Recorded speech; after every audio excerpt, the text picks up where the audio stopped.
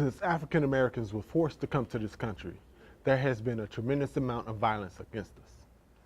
Studies show that black people are 3 times more likely to be killed by police than white people. Why? What is it about African Americans that makes us a target? On today's show, we will discuss that, the whys, and much more. I am Kyan Edwards, the host of your show, and this is Men Do Talk. Yeah. Hey, you know I got a testimony, right? I mean, I was just thinking about where I was at in life before I gave it up to God, and where I'm at now. You know, it's been good to me. Let's go. Used to be smoked out, drinking whatever I could swallow, knowing that I'm sinning and still blessing the bottle. Living with no direction, just chasing after the high. Stuck in the Great Depression, the lowest point in my life. Dying to break free, but was imprisoned by my pride. Plotting the great escape from this jail within my mind. My thoughts were like an orange. First question for you guys. Why do they fear us? My thoughts on that is because if we come together as more like a community or family, all of us as black men and black women come together as a family, that would be a strong part of the United States that they can't control. Mr. Horton, since you're the historian, what's your thoughts on that? Well, my thoughts is that they actually know who we are. And when I say that, not only who black men are, who black people are in general. I came up with that when I spent some time in 1977 in the People's Republic of China. And I had an experience there that's unbelievable. And the Chinese people said to me, when you go back to America, you're going to be different. You're going to be different because we are going to show you and talk to you and tell you why they do what they do to you. Without you, they can't survive. And one of the biggest lies that they tell in that country is that there are more Caucasian people in America than black people or dark-skinned people. That is not true. But they need you. They not only need you to do the work for them, but they also need that melon. Okay. Victor? My opinion, I think the answer to the question is in the question, which is fear. And I think, when you don't understand something and you don't have an appreciation for something, or you've heard so many negatives about a thing, your first reaction to the thing is to either get rid of it or get away from it. And so without having, I think, true interactions with people outside of someone's own race, you can never get really and truly get to know somebody else. And so until we get to that point where we're not a thing, we're actually a people, and you don't have to fear us to know us, I think that's kind of where we have to start. We have to get away from what you've heard, and actually spend some time getting to try to know somebody, and it's not to say that there's not say negative people in any race, because there are in all races. But because one person did something doesn't mean the whole race is supposed to be, victimized or held to that thing that one or two people did, And so everybody's got to do it on an individual basis. So, but if your thing about any generation or any race is based on just what you heard or what you think about them, then that's just unfair, And so again, I think it comes out of fear and misunderstanding or lack of understanding. Right. Yeah, I agree with all those. And also, I think if you kind of mistreat someone for so long, then it's some like subconscious like fear with you. It's like, man, this person's gonna get me one day. Mm-hmm. And maybe that may be the case of, I think America's biggest, I'm not America, but white America's biggest like fear is like what they have done to us as people. I don't think people really don't sit well with people that are trying to like deal with the fact of like we living in 2018, and then they're hearing the stories of what their ancestors did to our ancestors, and it just can't psychologically register that people were able to get away with this. And just going forward, I think they wrestle with that. I think I was seeing an interview a few weeks ago, and there was a girl and a guy. They were going back and forth. There was the black woman obviously was upset about what the white woman was saying about racism in history, but the black woman was saying, how can you do this and how can it go off without you feeling bad about it? And the lady's like, I just don't want to keep you. I just don't want to hear about it no more. I mean, if that's what we got to talk about, I don't want to talk about it. I want to talk about other things. And the black woman said we can't get past that issue to talk about anything else. So I just think understanding, also fear, but then subconsciously there's something that they just think we're gonna do something to them. Can I add on to that? Because I agree with that. An interesting thing that comes up, when we say who discovered America, and it's Christopher Columbus. So, well, wait a minute. There were people here. Yes, several. So I think if I'm understanding what you're saying, it's this fear or concern of when is the retribution coming. So this notion that America is a Caucasian country is not. No. Because there were people here when Christopher Columbus got here, and they took the country, however that happened, and then they set it up. So now, when is payback coming? When is there going to be some retribution of, what we really did? So it didn't start with slavery. We came later, but the Indians were the Native Americans were the first to go through this process of kind of being run off their land and so on and so forth. So that's always, as I got older and I realized that there were Native Americans in America when Christopher Columbus got here, they would, well, who discovered America? You may have been the first to get here from where you came from, but there were people here already. Right. So I can't go to Tennessee and say, hey, I just discovered this. Right. I may have just discovered it, but there are people there, right. So. Oh, that's just the gist of it. It's a lot of people that's angry. Some of them for no reason. Some of them white people. Mm-hmm. Some of them don't care to think of a feeling towards what's happening to black people. Mm-hmm. Some of them, they do care, but you may find one or two in a certain area, and what is that going to do? They not going to be able to change anything, dealing with what's going on with us, like with all these police shootings and things like that. It's they see it for themselves. Some of them, like I said, just don't care. Some of them feel for us, but feel like, what can I do? I'm not them. What can some white people do to help stop this? Mr. Horton, we'll start with you.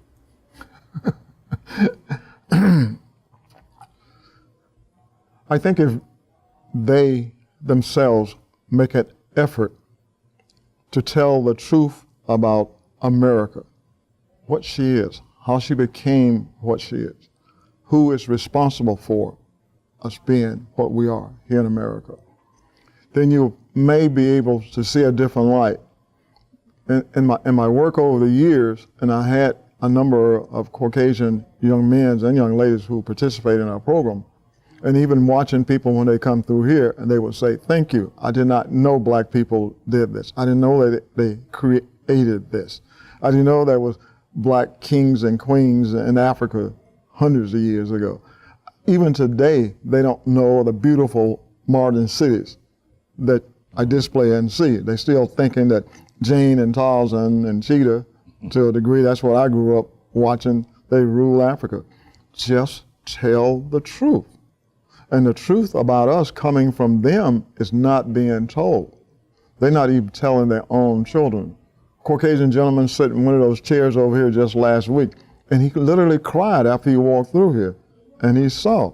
So I said, and he said to me, what do I do? I said, now you go tell your friends, your sons, and your daughters what you found out here that you did not know. An older Caucasian lady, about 80-some years old, she seemed like she was possessed with coming in here and bringing her friends. So one day she came in by herself, and I said to her, why? Why are you so in tune and wanting to come in here and share this? She said, you don't really know, do you? I said, I guess I don't. She said, do you realize that you had the same history books when you was in school that we had? You only got them after we had worn them, and they were just about worn out. Then they came to you. So what they was doing, so-called powers to be, they was only teaching their children too what they wanted them to know about us and who we are, and not the truth. Yeah. I agree. I mean, wholeheartedly. I think it's, you know, it's one thing to know what's right, but when the pressure hits, you know, are you going to stand up for what's right, or are you going to just go with the flow? You know, and so I think as we can, if we can get more people to stand up for what's right, and stop just going with the flow, and I think that's what's going to have to happen from that side of the equation. Yeah, it's like turning a deaf ear, or, you know, just we see something going wrong or something that, you know, that's not right. You know, sometimes just step in and just, or either you don't have to second make a commotion, but, you know, maybe pull someone to the side and make some corrections, talk about it. I think that kind of helps, because a lot of conversation goes on in black households, vice versa in white households, and we don't come together and talk. And the conversation is just like, we're talking over here, but we never communicate to get anything rectified. So it's always good for them to have a conversation with their people about us, and it's also good for us to, you know, talk. You know, that's the one thing that I think goes on around. And then the second thing is, you found out like someone that's doing that or something that happened, just don't patronize that business. Mm-hmm. You know, I mean, we could talk all day and hopefully something get done about it. But once you start talking about money and pulling money from people and not spending money with people, that's when it becomes a bigger effect, I think. And I think it's also what's accepted. And it sounds kind of unrelated, but I'm gonna tell it anyway because it may be relevant. So I lived in the county here in Georgia, Metro Atlanta, and signs posted, do not be in the park after dusk, right? 6, 7 o'clock, whatever that, depending on the time of year. You have to be out of the park unless there's an event going on in the park. Okay. Move to a different county. I'm at the track. People show up and they go on the nature trail. And I just got here, but I'm like, ooh, they're gonna get arrested. Mm-hmm. But then I see the sign, 24-hour access. These counties are next to each other. So I'm like, how is this where in this county, I gotta be out by dusk, but in this county, I can come here 2 a.m. You see what I'm saying? So where is the fairness in that? I think what happens is people accept what they accept, and I get it, it's hard to go against the grain. Yeah. It's hard to stand up for what's right sometimes.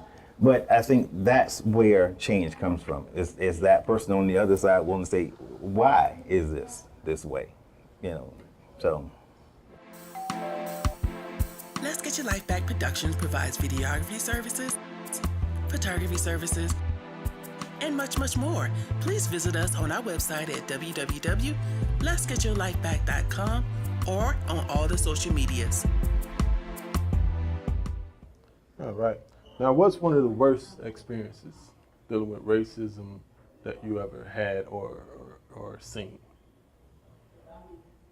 Mr. Horton? I'm sure you got long. Oh my. We will yield to you. So. Tuscaloosa, Alabama. Growing up I was born in 1947. So that should tell you something that I experienced that whole movement. I think the worst thing that happened to me was my senior year in high school there. They went to what was called freedom of choice, where you could decide to go to all-white high school if you wanted to, even though it was almost in the neighborhood where I lived. Before that time, I have to go 10, 15 miles to get to the high school. So I was approached that summer by some people, and was told that if I came to the all-white high school, because I played football, it was pretty good, they say. You know, I was being told I was going to be the next Jim Brown and all that kind of thing. So they just knew that they was going to get the best football player probably in the state of Alabama at their school. And they gave me special clothes and shoes and all kinds of fancy stuff to wear to school. Well, when it was time to go to school with those fancy clothes and all that stuff they gave me, I didn't go to their school. I went back to my high school. Yeah. Okay. So there at my high school, and one afternoon after football practice, we get on the bus and we're riding home. The bus usually stopped right at the edge of our neighborhood so we could get off and walk in. That particular day, he went 2 blocks and stopped. And we rung the bell back there, and he goes like, you know what, boys, get off the bus. So we get off the bus. And as I step off the bus, I and 2 of my friends, someone came up to me and pulled out their gun and put it right here.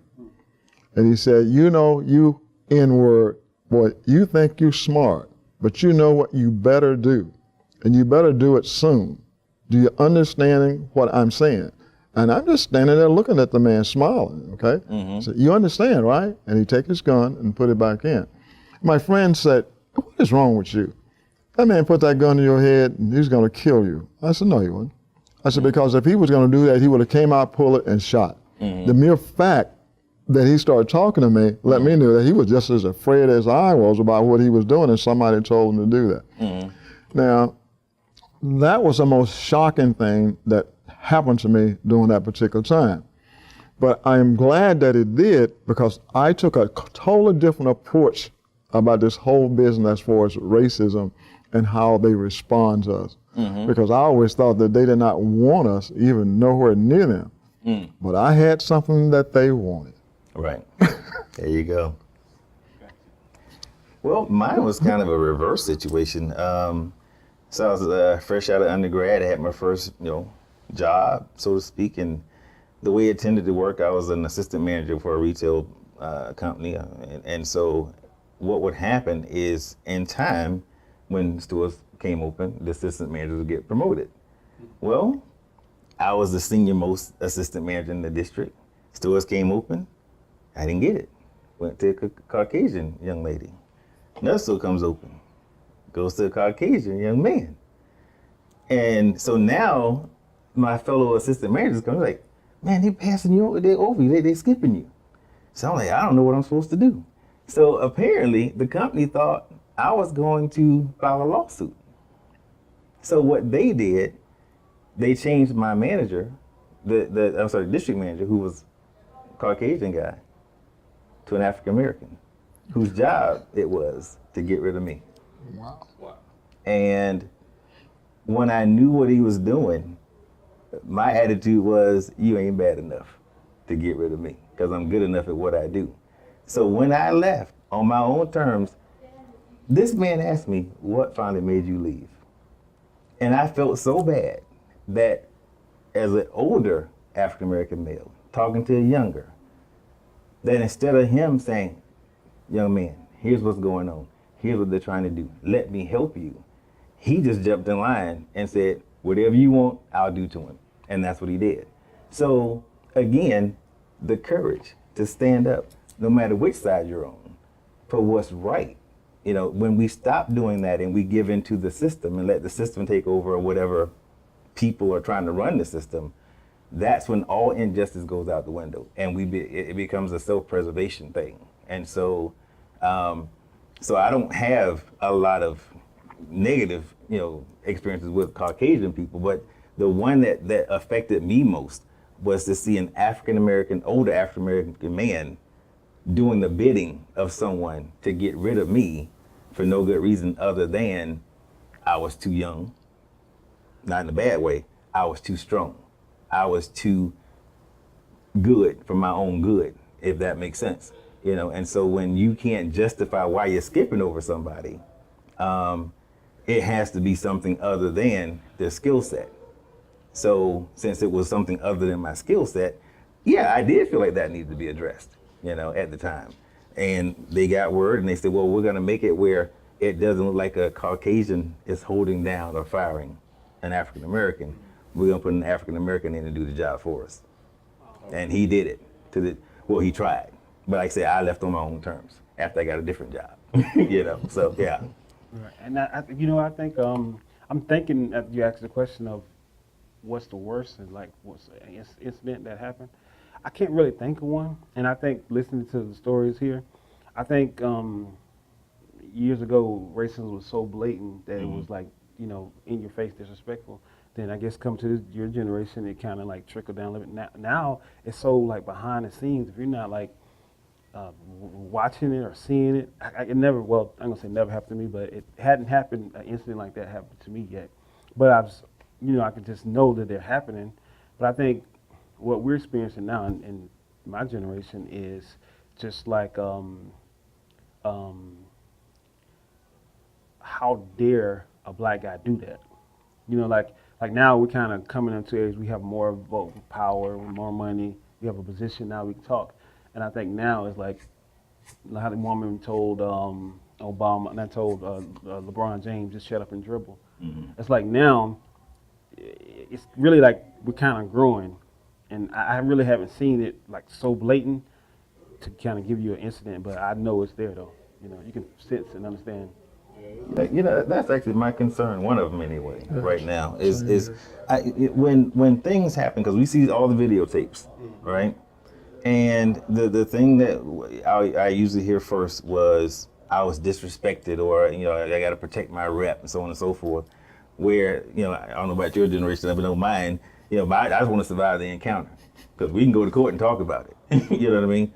So I think because we have advanced as a people, now when something goes left, even if it's a police officer, you want an immediate correction and this, that, and the other, and then all of a sudden the thing escalates and somebody's getting shot, killed, because again, it's fear. So now you put the officer in a situation where he or she may say, well, if I let this go, then I may, end up dead, so I got to shoot, or, because we don't get tased, I guess. But anyway, so I think, for me, I understand that we are, we've made a lot of progress, but I'm hopeful that in situations that we just go back to the mindset of surviving the encounter, so we can talk about it, next week or next month and go to court and so on and so forth, versus, you gonna respect me. Yeah. Judge, jury, and execution all in one situation. Yeah. That's not but I just feel like it's there.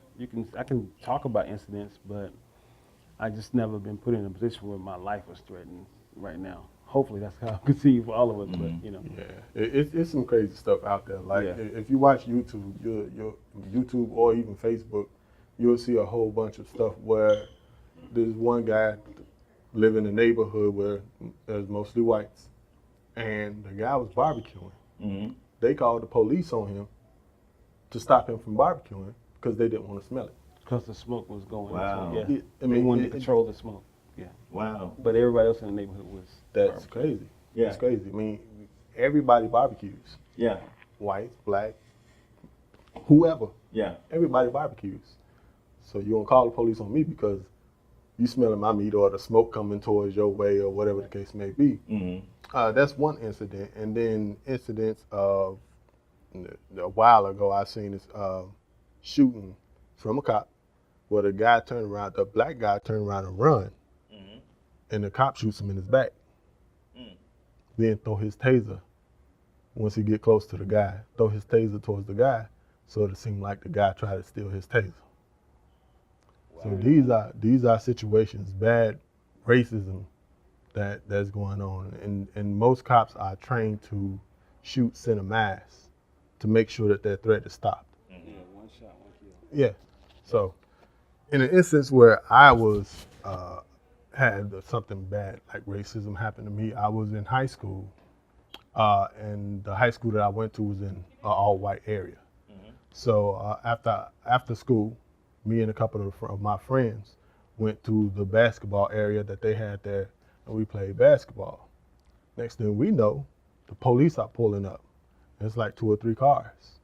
and they asking us why we out here and what's your business here, and they little supposed to be spill. And next thing I know, we in the back of the cars. They taking us down a back dirt road. So at the age of 16, 17, and you know that certain places is racist.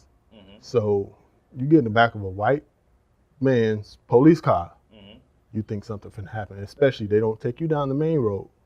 They take you down the back road. Luckily, the guy was cool enough to drop us off at my friend's house, and that was that. But that whole ride, my fear was, am I going home tonight? Yeah, that's an interesting thing because I was shooting a film this year. So I'm driving home, and I promise when I left, both headlights were working. But by the time I got near home, a headlight had gone out. So there's a police car on the side of the road. I pass by, he jumps out, comes behind me, turns the lights on, so on and so forth, pulls me over. I still got makeup on, because we shut the set down, so I'm just trying to get home. So not rouge, you know what I mean. But anyway, so he pulls me over. He says, "You have a headlight out." I'm like, "Oh, I didn't know that." It was working when I got done. So that's for all the licenses, that and the other. So I gave him everything. And then once he cleared me, he said, "Okay, you're free to go." I said, "Okay, well, let me just get out and look at my headlight to see which one it is." I get out, there's another car. I'm like, y'all got two cops on me for a headlight? Really? So again, you when you create situations that escalate for no good reason. Now, again, I can't say that they don't have a justification to send two cops on one car with a busted headlight. But again, you just created or brought more, it just elevated the tension level. Because I'm like, wait a minute, this is a headlight. What's all this for? Right, and I'm sure your registration, license, all that. Yeah. Was good. So Yeah. why would they come out? But Yeah, they call it that's standard now. oh, is it? So Okay. every car that they stop, most likely you're gonna see two cars there. Okay. Yeah. I think. And then with that, I think we as blacks, we should try to get more into politics. Yeah. Police, law enforcement, teachers, stuff like that. Public figures, civil. But the incident with that, I was military. I was actually Army Reserve, and I applied for a job in Columbus, Georgia, Fort Benning, and I met some white guys at the gym and just got talking to them. I said, "Hey man, how did we become a police officer or correction officer, or whatever the case was?" He said, "Well, just come out on the weekend, run a test." I ran the test. I was the fastest guy. Ran it, the PT test. Then we had to come in for a weekend and kind of do some hand combat. Then I took a lie detector test, polygraph or whatever, and they were telling me that I did everything else good, but they were telling me, "Oh, when we keep asking you this question number 8, something comes up. Like why are we asking you a question? What happened? Or have you ever done something in your past that was considered a felony or breaking the law?" I'm sure everybody's done something that's considered breaking the law, but for me, they kept saying, "Oh, that number question number 8, we keep asking you that, and we just can't hire you because it's something you know what I mean?" And that was just their way to deter me from coming into law enforcement, because they couldn't stop me from anything else, but they figured out something that they were going, And I didn't complain about it. I think that was a way that God and the universe telling me that wasn't my route. Right. But I still had to go that route, and but I just feel like sometimes that's what's happening. But if we get into I guess we're now. I probably want to say this before we kind of go.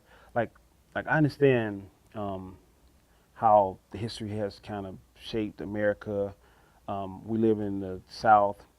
My point is, I know we're talking about everything that the white person is doing this. My question for all of us here is, why are we as blacks so passive to what's coming our way? We understand this, we know this. Why? What I'm saying is, they're not going to change. They may, but I don't think it's going to ever be a point where there's no racism. But why are we so passive to allowing it to happen. God giving us all power and the bits to fight. Every animal fights, defend themselves. He gave the cat reflexes to be able to respond and get away. The lion, he can roar loud and everybody gets away from him. I mean, what we have a passive aggression, like we just don't have no defense or no attack mode for anything, and we just sit. And that's the point that I'm kind of now, after conversating with everybody about race, I want to focus on us. Like, what are we doing? And like, I think one guy was